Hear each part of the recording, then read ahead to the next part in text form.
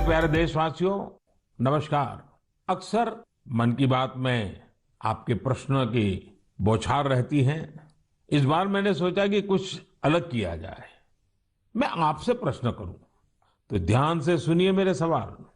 Olympic में individual gold जीतने वाला पहला भारतीय कौन था? ओलंपिक के कौन से खेल में भारत ने अब तक सबसे ज्यादा मेडल जीते हैं? ओलंपिक में किस खिलाड़ी ने सबसे ज्यादा पदक जीते हैं? साथियों, आप मुझे जवाब भेजे न भेजे, पर माय गॉव में ओलंपिक्स पर जो क्विज है उसमें प्रश्नों के उत्तर देंगे तो कई सारे इनाम जीतेंगे। ऐसे बहुत सारे प्रश्न माय गॉव के रोड टू टोक्यो क्विज में है। आप रोड टू टोक्यो क्विज में भाग लें। भारत ने पहले कैसा परफॉर्म किया है, हमारी टोक्यो ओलंपिक्स के लिए अब क्या तैयारी है, ये सब खुद जाने और दूसरों को भी बताएं। मैं आप सबसे आग्रह करना चाहता हूं कि आप इस क्विज कंपटीशन में जरूर हिस्सा लीजिए। साथियों, जब बात टोक्यो ओलंपिक्स की हो रही हो तो भला मिल्खा सिंह जी जैसे लीजेंडरी एथलीट को कौन भूल सकता है। कुछ दिन पहले ही कोरोना ने उन्हें हमसे छीन लिया। जब वे अस्पताल में थे तो मुझे उनसे बात करने का अवसर मिला था। बात करते हुए मैंने उनसे आग्रह किया था। मैंने कहा था कि आपने तो 1964 में टोक्यो ओलंपिक्स में भारत का प्रतिनिधित्व किया था, इसलिए इस बार जब हमारे खिलाड़ी ओलंपिक्स के लिए टोक्यो जा रहे हैं तो आपको हमारे एथलीट्स का मनोबल बढ़ाना है, उन्हें अपने संदेश से प्रेरित करना है। वो खेल को लेकर इतना समर्पित और भावुक थे कि बीमारी में भी उन्होंने तुरंत ही इसके लिए हामी भर दी। लेकिन दुर्भाग्य से नियति को कुछ और मंजूर था। मुझे आज भी याद है, 2014 में वो सूरत आए थे। हम लोगों ने एक नाइट मैराथन का उद्घाटन किया था। उस समय उनसे जो गपशप हुई, खेलों के बारे में जो बात हुई, उससे मुझे भी बहुत प्रेरणा मिली थी। हम सब जानते हैं कि मिल्खा सिंह जी का पूरा परिवार स्पोर्ट्स को समर्पित रहा है, भारत का गौरव बढ़ाता रहा है। साथियों, जब टैलेंट, डेडिकेशन, डिटर्मिनेशन और स्पोर्ट्समैन स्पिरिट एक साथ मिलते हैं, तब जाकर कोई चैंपियन बनता है। हमारे देश में तो अधिकांश खिलाड़ी छोटे छोटे शहरों, कस्बों, गांवों से निकल करके आते हैं। टोक्यो जा रहे ओलंपिक दल में भी कई ऐसे खिलाड़ी शामिल हैं जिनका जीवन बहुत प्रेरित करता है। हमारे प्रवीण जाधव जी के बारे में आप सुनेंगे तो आपको भी लगेगा कि कितने कठिन संघर्षों से गुजरते हुए प्रवीण जी यहाँ पहुंचे हैं। प्रवीण जाधव जी महाराष्ट्र के सातारा जिले के एक गांव के रहने वाले हैं। वो आर्चरी के बेहतरीन खिलाड़ी हैं। उनके माता पिता मजदूरी कर परिवार चलाते हैं और अब उनका बेटा अपना पहला ओलंपिक्स खेलने टोक्यो जा रहा है। ये सिर्फ उनके माता पिता ही नहीं, हम सभी के लिए कितने गौरव की बात है। ऐसे ही एक और खिलाड़ी हैं हमारी नेहा गोयल जी। नेहा टोक्यो जा रही महिला हॉकी टीम की सदस्य हैं। उनकी माँ और बहनें साइकिल की फैक्ट्री में काम करके परिवार का खर्च जुटाती हैं। नेहा की तरह ही दीपिका कुमारी जी के जीवन का सफर भी उतार चढ़ाव भरा रहा है। दीपिका के पिता ऑटो रिक्शा चलाते हैं और उनकी माँ नर्स हैं। और अब देखिए, दीपिका अब टोक्यो ओलंपिक्स में भारत की तरफ से एकमात्र महिला तीरंदाज है। कभी विश्व की नंबर 1 तीरंदाज रही दीपिका के साथ हम सबकी शुभकामना है। साथियों, जीवन में हम जहां भी पहुंचते हैं, जितनी भी ऊंचाई प्राप्त करते हैं, जमीन से ये जुड़ाव हमेशा हमें अपनी जड़ों से बांधे रखता है। संघर्ष के दिनों के बाद मिली सफलता का आनंद भी कुछ और ही होता है। टोक्यो जा रहे हमारे खिलाड़ियों ने बचपन में साधनों संसाधनों की हर कमी का सामना किया, लेकिन वो डटे रहे, जुटे रहे। उत्तर प्रदेश के मुजफ्फरनगर की प्रियंका गोस्वामी जी का जीवन भी बहुत सीख देता है। प्रियंका के पिता बस कंडक्टर है। बचपन में प्रियंका को वो बैग बहुत पसंद था जो मेडल पाने वाली खिलाड़ियों को मिलता है। इसी आकर्षण में उन्होंने पहली बार रेस वॉकिंग प्रतियोगिता में हिस्सा लिया था। अब आज वो इसकी बड़ी चैंपियन है। जावलिन थ्रो में भाग लेने वाले शिवपाल सिंह जी बनारस के रहने वाले हैं। शिवपाल जी का तो पूरा परिवार ही इस खेल से जुड़ा हुआ है। इनके पिता, चाचा और भाई सभी भाला फेंकने में एक्सपर्ट हैं। परिवार की यही परंपरा उनके लिए टोक्यो ओलंपिक्स में काम आने वाली है। टोक्यो ओलंपिक के लिए जा रहे हैं चिराग शेट्टी और उनके पार्टनर सात्विक साईराज का हौसला भी प्रेरित करने वाला है। हाल ही में चिराग के नाना जी का कोरोना से निधन हो गया था। सात्विक भी खुद पिछले साल कोरोना पॉजिटिव हो गए थे, लेकिन इन मुश्किलों के बाद भी ये दोनों मेंस डबल शटल कंपटीशन में अपना सर्वश्रेष्ठ देने की तैयारी में जुटे हैं। एक और खिलाड़ी से मैं आपका परिचय कराना चाहूंगा। यह है हरियाणा के भिवानी के मनीष कौशिक जी। मनीष जी खेती किसानी वाले परिवार से आते हैं। बचपन में खेतों में काम करते करते मनीष को बॉक्सिंग का शौक हो गया था। आज ये शौक उन्हें टोक्यो ले जा रहा है। एक और खिलाड़ी है सीए भवानी देवी जी। नाम भवानी है और ये तलवारबाजी में एक्सपर्ट है। चेन्नई के रहने वाली भवानी पहली भारतीय फेंसर है जिन्होंने ओलंपिक में क्वालिफाई किया है। मैं कहीं पढ़ रहा था कि भवानी जी की ट्रेनिंग जारी रहे, इसके लिए उनकी मां ने अपने गहने तक गिरवी रख दिए थे। साथियों, ऐसे तो अनगिनत नाम है, लेकिन मन की बात में मैं आज कुछ ही नामों का जिक्र कर पाया हूं। टोक्यो जा रहे हर खिलाड़ी का अपना संघर्ष रहा है, बरसों की मेहनत रही है। वो सिर्फ अपने लिए ही नहीं जा रहे, बल्कि देश के लिए जा रहे हैं। इन खिलाड़ियों को भारत का गौरव भी बढ़ाना है और लोगों का दिल भी जीतना है। और इसलिए मेरे देशवासियों, में आपको भी एक सलाह देना चाहता हूं। हमें जाने अनजाने में भी हमारे इन खिलाड़ियों पर दबाव नहीं बनाना है, बल्कि खुले मन से इनका साथ देना है। हर खिलाड़ी का उत्साह बढ़ाना है। सोशल मीडिया पर आप हैशटैग चीयर फॉर इंडिया के साथ अपने इन खिलाड़ियों को शुभकामनाएं दे सकते हैं। आप कुछ और भी इनोवेटिव करना चाहें तो वो भी जरूर करें। अगर आपको कोई ऐसा आइडिया आता है जो हमारे खिलाड़ियों के लिए देश को मिलकर करना चाहिए, तो वो आप मुझे जरूर भेजिएगा। हम सब मिलकर टोक्यो जाने वाले अपने खिलाड़ियों को सपोर्ट करेंगे। Cheer for India, cheer for India, cheer for India. मेरे प्यारे देशवासियों, कोरोना के खिलाफ हम देशवासियों की लड़ाई जारी है, लेकिन इस लड़ाई में हम सब साथ मिलकर कई असाधारण मुकाम भी हासिल कर रहे हैं। अभी कुछ दिन पहले ही हमारे देश ने एक अभूतपूर्व काम किया है। 21 जून को वैक्सीन अभियान के अगले चरण की शुरुआत हुई और उसी दिन देश ने 86 लाख से ज्यादा लोगों को मुफ्त वैक्सीन लगाने का रिकॉर्ड भी बना दिया। और वो भी एक दिन में।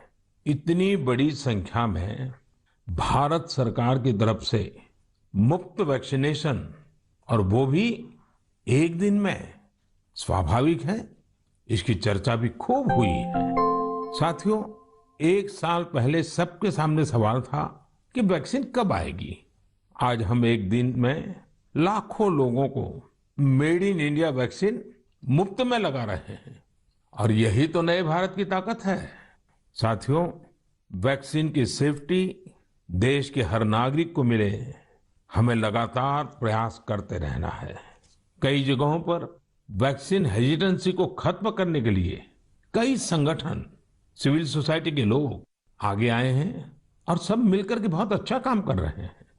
चलिए हम भी आज एक गांव में चलते हैं और उन्हीं लोगों से बात करते हैं वैक्सीन के बारे में। मध्य प्रदेश के बैतूल जिले के डुलारिया गांव चलते हैं। हेलो। नमस्कार। नमस्ते जी। मेरा नाम राजेश हिरावे, ग्राम पंचायत डुलारिया, भीमपुर ब्लॉक। राजेश जी, मैंने फोन इसलिए किया कि मैं जानना चाहता था कि अभी आपके गांव में अब कोरोना की क्या स्थिति है। सर, यहाँ पे कोरोना की स्थिति तो अभी ऐसा कुछ नहीं है यहाँ। अभी लोग बीमार नहीं है। जी। गांव की जनसंख्या कितनी है, कितने लोग हैं गांव में? गांव में 462 पुरुष है और 332 महिलाएं हैं। अच्छा राजेश जी, आपने वैक्सीन ले ली क्या? नहीं सर, अभी नहीं लिया। अरे, क्यों नहीं लिया? सर जी, यहाँ पे कुछ लोगों ने कुछ व्हाट्सएपों पे ऐसा भ्रम डाल दिया गया कि उससे लोग भ्रमित हो गए सर जी। तो क्या आपके मन में भी डर है? जी, सब पूरे गांव में ही ऐसा भ्रम फैला दिया था सर। अरे रे रे, ये क्या बात की आपने। देखिए राजेश जी, जी। मेरा आपको भी और मेरे सभी गांव के भाई बहनों को यही कहना है कि डर है तो निकाल दीजिए। जी। हमारे पूरे देश में 31 करोड़ से भी ज्यादा लोगों ने वैक्सीन का टीका लगवा लिया है। जी। आपको पता है ना, मैंने खुद ने भी दोनों डोज लगवा लिए हैं। जी सर। अरे मेरी माँ तो करीब करीब 100 साल की है, उन्होंने भी दोनों डोज लगवा लिए हैं। कभी कभी किसी को इससे बुखार वगैरह आता है, पर वो बहुत मामूली होता है, कुछ घंटों के लिए ही होता है। देखिए, वैक्सीन नहीं लेना बहुत खतरनाक हो सकता है। जी। इससे आप खुद को तो खतरे में डालते ही हैं, साथ ही में परिवार और गांव को भी खतरे में डाल सकते हैं। जी। और राजेश जी, इसलिए जितना जल्दी हो सके वैक्सीन लगवा लीजिए और गांव में सबको बताइए कि भारत सरकार की तरफ से मुफ्त वैक्सीन दी जा रही है और 18 वर्ष से ऊपर के सभी लोगों के लिए ये मुफ्त वैक्सीनेशन है। जी। जी। तो ये आप भी गांव में लोगों को बताइए, और गांव में ये डर का तो माहौल का कोई कारण ही नहीं है। कारण यही सर, कुछ लोगों ने ऐसी गलत अफवाह फैला दी जिससे लोग बहुत ही भयभीत हो गए। उसका उदाहरण देते, जैसा उस वैक्सीन को लगाने से बुखार आना, बुखार से और बीमारी फैल जाना, मतलब आदमी की मौत हो जाना, यहाँ तक के वो अफवाह फैला। हो। देखिए, आज तो इतने रेडियो, इतने टीवी, इतनी सारी खबरें मिलती हैं और इसलिए लोगों को समझाना बहुत सरल हो जाता है। और देखिए, मैं आपको बताऊं, भारत के अनेक गांव ऐसे हैं जहां सभी लोग वैक्सीन लगवा चुके हैं, यानी गांव के 100% लोग। जैसे मैं आपको एक उदाहरण देता हूं। जी। कश्मीर में बांदीपुरा जिला है। इस बांदीपुरा जिले में एक व्यवन गांव के लोगों ने मिलकर 100%, 100% वैक्सीन का लक्ष्य बनाया और उसे पूरा भी कर दिया। आज कश्मीर के इस गांव के 18 साल से ऊपर के सभी लोग टीका लगवा चुके हैं। नागालैंड के भी 3 गांवों के बारे में मुझे पता चला कि वहां भी सभी लोगों ने 100%, 100% टीका लगवा लिया है। जी। जी। राजेश जी, आपको भी अपने गांव, अपने आसपास के गांव में ये बात पहुंचानी चाहिए। और आप भी जैसे कहते हैं भ्रम है, बस ये भ्रम ही है। जी। जी। तो भ्रम का जवाब यही है कि आपको खुद को टीका लिखा करके समझाना पड़ेगा सबको। करेंगे ना आप? जी सर। पक्का करेंगे? जी सर। जी सर, आपसे बात करने से मुझे ऐसा लगा कि मैं खुद भी टीका लगाऊंगा और लोगों को इसके बारे में आगे बढ़ाऊंगा। अच्छा, गांव में और भी कोई है जिनसे मैं बात कर सकता हूँ? जी है सर। कौन बात करेगा? हेलो सर, नमस्कार। नमस्ते जी, कौन बोल रहे हैं? मेरा नाम है किशोरीलाल दुर्वे। तो किशोरीलाल जी, अभी राजेश जी से बात हो रही थी जी सर। और वो तो बड़े दुखी होकर के भी बता रहे थे कि वैक्सीन को लेकर लोग अलग अलग बातें करते हैं। जी। आपने भी ऐसा सुना है क्या? हाँ, सुना तो हूँ सर वैसा। क्या सुना है? क्योंकि यह है सर, ये पास में महाराष्ट्र है, तो उधर से कुछ रिश्तेदारी से जुड़े लोग मतलब कुछ अफवाह फैलाते कि वैक्सीन लेने से लोग मर रहे हैं, कोई बीमार हो रहा है। इस तरह लोगों के पास ज्यादा भ्रम है सर, इसलिए नहीं ले रहे। नहीं, कहते हैं क्या है, अब कोरोना चला गया ऐसा कहते हैं, जी। कोरोना से कुछ नहीं होता ऐसा कहते हैं। नहीं, कोरोना चला गया नहीं बोलते सर, कोरोना तो है बोलते, लेकिन वैक्सीन जो लेते हैं उससे मतलब बीमारी हो रहे और मर रहे, ये स्थिति बताते सर वो। अच्छा, वैक्सीन के कारण मर रहे हैं। अपना क्षेत्र आदिवासी क्षेत्र है सर, ऐसे भी लोग इसमें जल्दी डरते हैं, जो भ्रम फैला देते इस कारण से, मतलब लोग नहीं ले रहे सर वैक्सीन। देखिए किशोरलाल जी, जी हाँ ये सर। अफवाहें फैलाने वाले लोग तो अफवाहें फैलाते रहेंगे। जी। हमें तो जिंदगी बचानी है, अपने गांव वालों को बचाना है, अपने देशवासियों को बचाना है। और ये अगर कोई कहता है कि कोरोना चला गया, तो ये भ्रम में मत रहिए। जी। ये बीमारी ऐसी है, ये बहुरूपिये वाली है। जी सर। वो रूप बदलती है, नए नए रंग रूप करके पहुंच जाती है। जी। और उसमें बचने के लिए हमारे पास दो रास्ते हैं। एक तो कोरोना के लिए जो प्रोटोकॉल बना है, मास्क पहनना, साबुन से बार बार हाथ धोना, दूरी बनाए रखना। और दूसरा रास्ता है, इसके साथ साथ वैक्सीन का टीका लगवाना, वो भी एक अच्छा सुरक्षा कवच है, तो उसकी चिंता करिए। जी। अच्छा किशोरलाल जी, ये बताइए, जी सर। जब लोग आपसे बातें करते तो आप कैसे समझाते हैं लोगों को? आप समझाने का काम करते हैं कि आप भी अफवाह में आ जाते हैं? अरे समझाए क्या, वो लोग ज्यादा हो जाते सर, तो हम भी भयभीत में आ जाते ना सर। देखिए किशोरलाल जी, मेरी आपसे बात हुई है, आज आप मेरे साथी हैं। जी सर। आपको डरना नहीं है और लोगों के डर को भी निकालना है। निकालोगे? जी, निकालेंगे सर, लोगों के डर को भी निकालेंगे सर, मैं स्वयं भी खुद लगाऊंगा। देखिए, अफवाहों पर बिल्कुल ध्यान न दें। जी। आप जानते हैं हमारे वैज्ञानिकों ने कितनी मेहनत करके वैक्सीन बनाई है। हाँ जी सर। साल भर रात दिन इतने बड़े बड़े वैज्ञानिकों ने काम किया है। और इसलिए हमें विज्ञान पे भरोसा करना चाहिए, वैज्ञानिकों पर भरोसा करना चाहिए।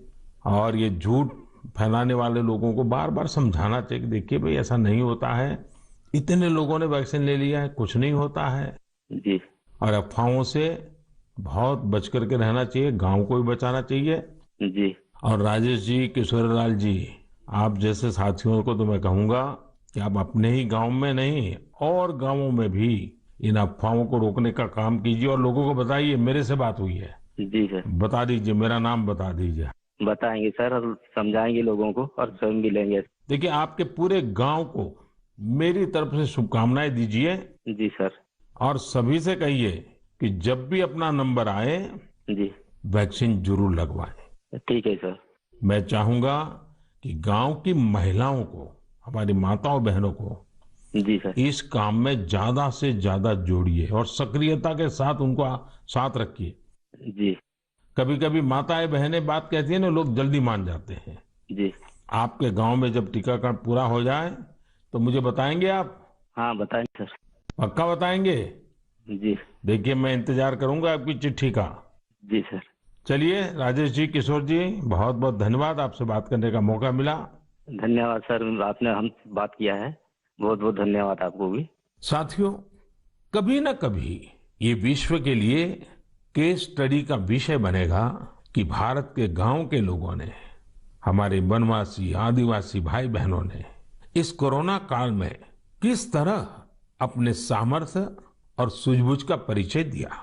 गांव के लोगों ने क्वारंटाइन सेंटर बनाए, स्थानीय जरूरतों को देखते हुए कोविड प्रोटोकॉल बनाए। गांव के लोगों ने किसी को भूखा नहीं सोने दिया, खेती का काम भी रुकने नहीं दिया। नजदीक के शहरों में दूध, सब्जियां, ये सब हर रोज पहुंचता रहे, ये भी गांव ने सुनिश्चित किया। यानी खुद को संभाला, औरों को भी संभाला। ऐसे ही हमें वैक्सीनेशन अभियान में भी करते रहना है। हमें जागरूक रहना भी है और जागरूक करना भी है। गांव में हर एक व्यक्ति को वैक्सीन लग जाए, ये हर गांव का लक्ष्य होना चाहिए। याद रखिए, और मैं तो आपको खास रूप से कहना चाहता हूं, आप एक सवाल अपने मन में पूछिए। हर कोई सफल होना चाहता है, लेकिन निर्णायक सफलता का मंत्र क्या है? निर्णायक सफलता का मंत्र है निरंतरता। इसलिए हमें सुस्त नहीं पड़ना है, किसी भ्रांति में नहीं रहना है।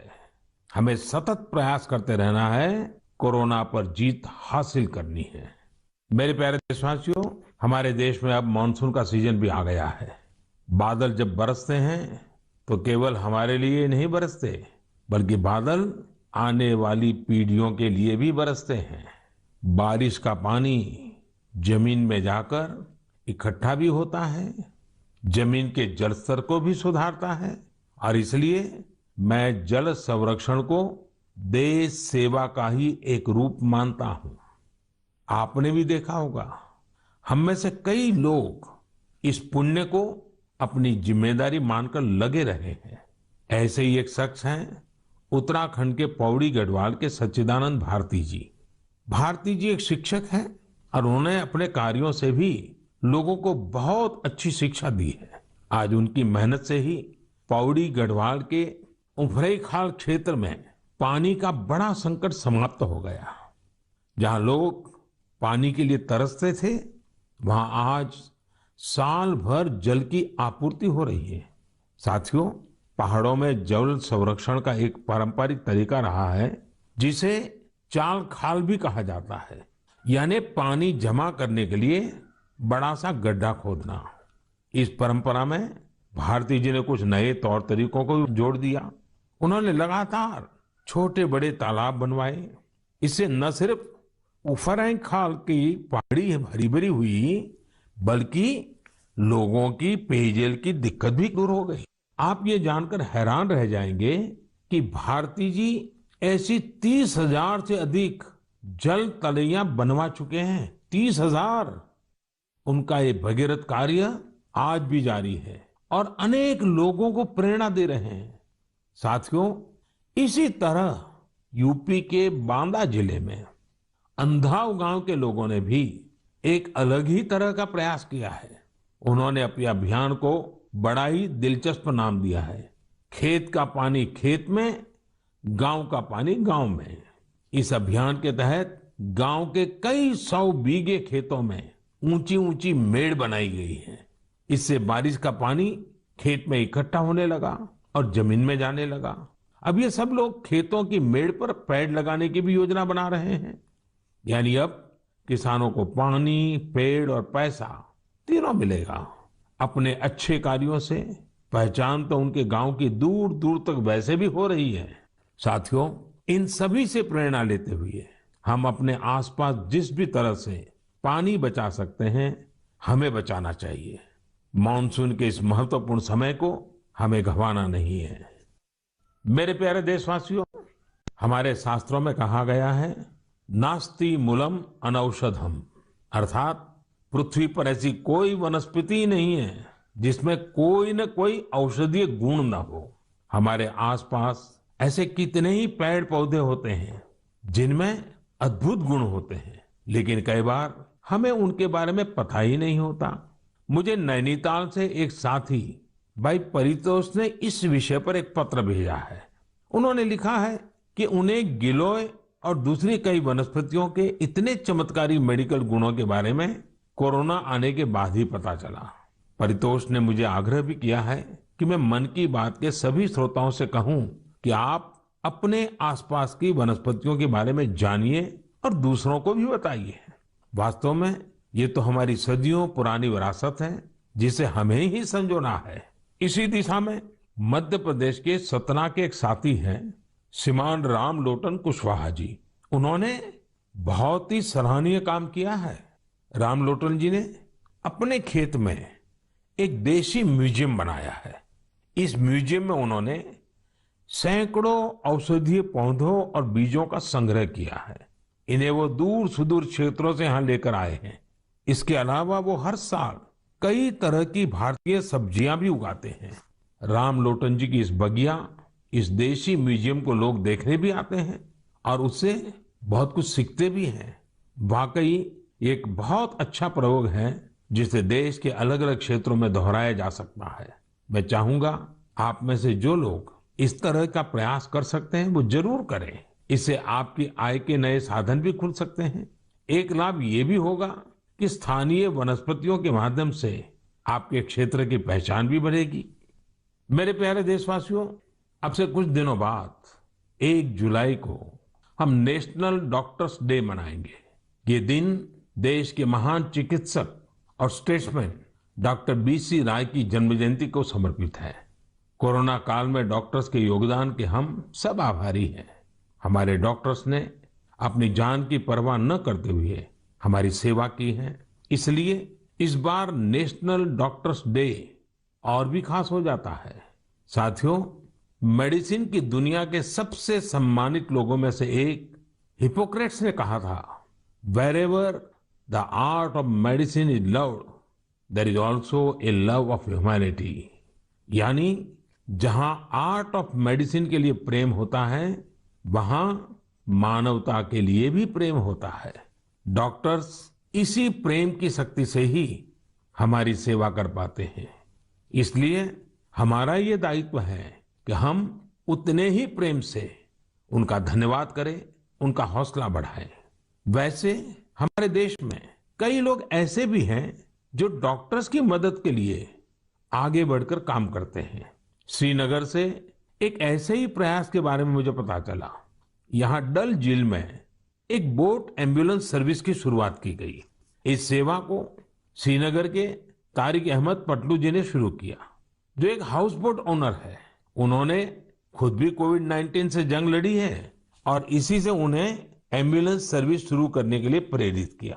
उनकी इस एम्बुलेंस से लोगों को जागरूक करने का अभियान भी चल रहा है। वो लगातार एम्बुलेंस से अनाउंसमेंट भी कर रहे हैं। कोशिश यही है कि लोग मास्क पहनने से लेकर दूसरी हर जरूरी सावधानी बरतें।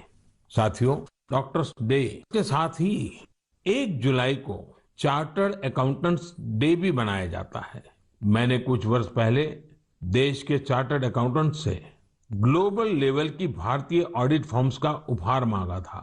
आज मैं उन्हें इसकी याद दिलाना चाहता हूँ। अर्थव्यवस्था में पारदर्शिता लाने के लिए चार्टर्ड अकाउंटेंट्स बहुत अच्छी और सकारात्मक भूमिका निभा सकते हैं।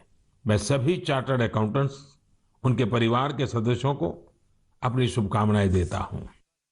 मेरे प्यारे देशवासियों, कोरोना के खिलाफ भारत की लड़ाई की एक बड़ी विशेषता है।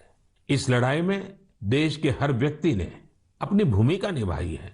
मैंने मन की बात में अक्सर इसका जिक्र किया है, लेकिन कुछ लोगों को शिकायत भी रहती है कि उनके बारे में उतनी बात नहीं हो पाती है।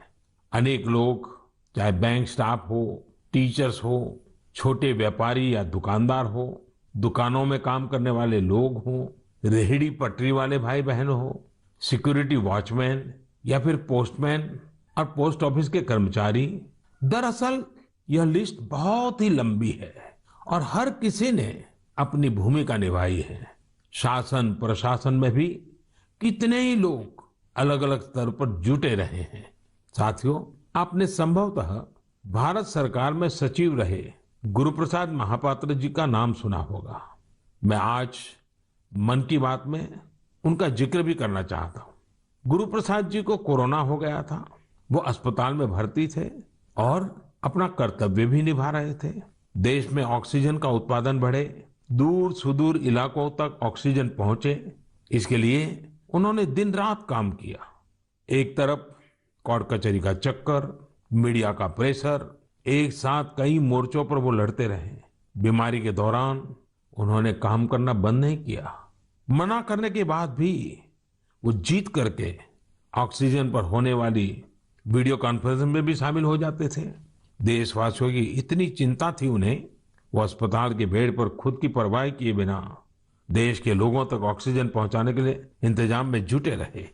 हम सबके लिए दुखद है कि इस कर्मयोगी को भी देश ने खो दिया है। कोरोना ने उन्हें हमसे छीन लिया है। ऐसे अनगिनत लोग हैं जिनकी चर्चा कभी हो नहीं पाई। ऐसे हर व्यक्ति को हमारी श्रद्धांजलि यही होगी कि हम कोविड प्रोटोकॉल का पूरी तरह पालन करें, वैक्सीन जरूर लगवाएं। मेरे प्यारे देशवासियों, मन की बात की सबसे अच्छी बात यह है कि इसमें मुझसे ज्यादा आप सबका योगदान रहता है। अभी मैंने माय गॉव में एक पोस्ट देखी जो चेन्नई के थिरु आर गुरुप्रसाद जी की है। उन्होंने जो लिखा है वो जानकर आपको भी अच्छा लगेगा। उन्होंने लिखा है कि वो मन की बात प्रोग्राम के रेगुलर लिसनर है।